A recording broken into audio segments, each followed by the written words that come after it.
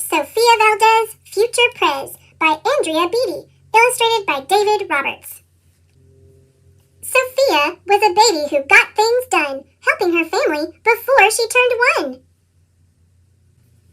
She and Abuelo went out every week to help elderly friends around Blue River Creek who couldn't get out about on their own and with no place to gather were stuck home alone. Raking the leaves, taking pets for a walk, or just dropping by for a treat and a talk, Sofia Valdez did as much as she could for her family and friends and her whole neighborhood. A dreamer, a doer, a real-life go-getter. Most people like good, but Sofia liked better. Each morning, Abuelo walked Sofia to class. They walked home again along Blue River Pass, making plans, munching cookies, Abuelo and girl. Except for that Tuesday when Pup saw the squirrel.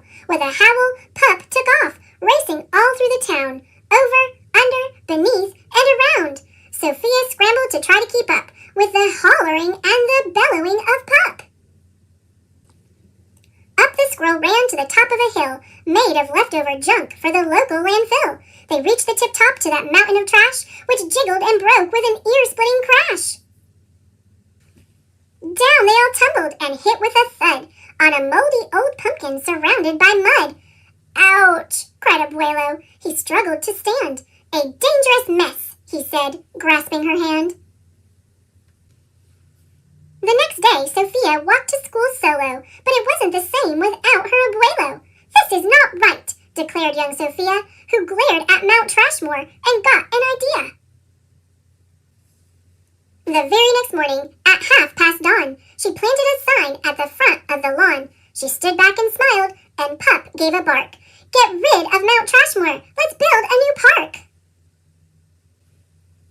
Each of her neighbors had something to say about benches and fountains and places to play, meeting spots, gardens, a basket for bees, a rubber duck pond, and a kiosk for cheese. She drew every thought on her map of the park, which was perfectly perfect by a quarter till dark. She drifted to sleep in her soft, cozy bed. Then, bam! She woke up when a thought smacked her head. Her heart skipped a beat as she realized each one of her neighbors had said, "Let me know when it's done." They all thought Sofia could build it alone. But how could one girl do so much on her own? The weight of that thought made her tender heart ache as night thunder growled and she lay wide awake. Then dawn brought a storm and the gloomy sky wept, and the heartsick Sofia finally slept. Abuelo baked cookies when Sophie got up. He gave her a bagful and sneaked one to Pup. He blinked back a tear as he hugged his Sofia. For courage, he whispered, "Te amo mi vida."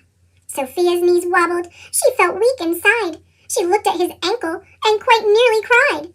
Though she didn't feel brave or courageous at all, Sofia Valdez went to face City Hall. The mayor's office sent her to room 401, the Blue River Creek Department of Fun, which sent her downstairs to room 302, the office of duck ponds and cool things to do, to the office of monkeys, the department of cheese, the division of fountains, and meetings and bees. Then down to the basement, so musty and cramped, where all the town's papers were sorted and stamped. And that's where the clerk said what no one else did. "You can't build a new park. You're only a kid." The word smacked Sofia deep down in her heart. Her plan was kiboshed before it could start. "I think," said Sofia, "I think that law's wrong." But her second-grade voice didn't sound very strong. The clerk said, "Clearly, it cannot be done. Do you have any questions?" Sofia said, "1. If you were me, and if I was you, and he was your grandpa, what would you do?" Well, said the clerk. Then she said nothing at all. She thought, and she thought. Then she sent out a call to every employee throughout City Hall. The entire government of Blue River Creek crammed into the office to hear Sophie speak. But her words jumbled up and her cheeks turned bright red as a dozen emotions rushed into her head. Her heart beat so loudly she thought it would crack. The crowd leaned in closer. Sofia leaned back. Then her arm brushed the edge of the old cookie sack. And that was the moment when Sofia first knew. Being brave means doing the thing you must do, though your heart cracks with fear, though though you're just in grade 2. She took a deep breath, looked the mayor in the eye, and though her knees wobbled, she held her head high. Sophia started talking. She spelled out her plan, and why it all mattered, and how it began. And when she got rolling, she had lots to say about meeting spots, monkeys, and places to play, and other ideas for things they could do to help the town elders and other folks too. She had thoughts on the library, thoughts on the zoo, and perhaps a way to combine the two, and...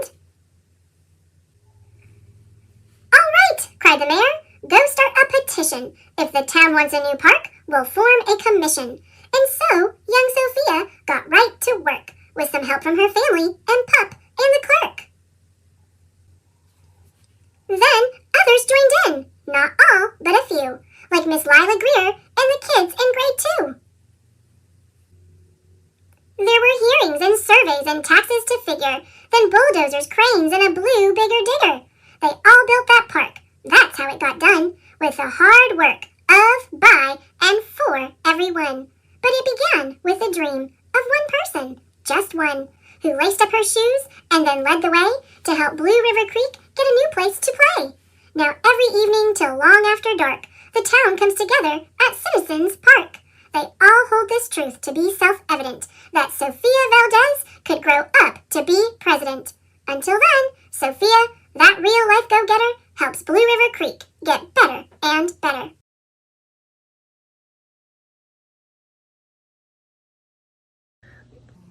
Thanks for watching. Click subscribe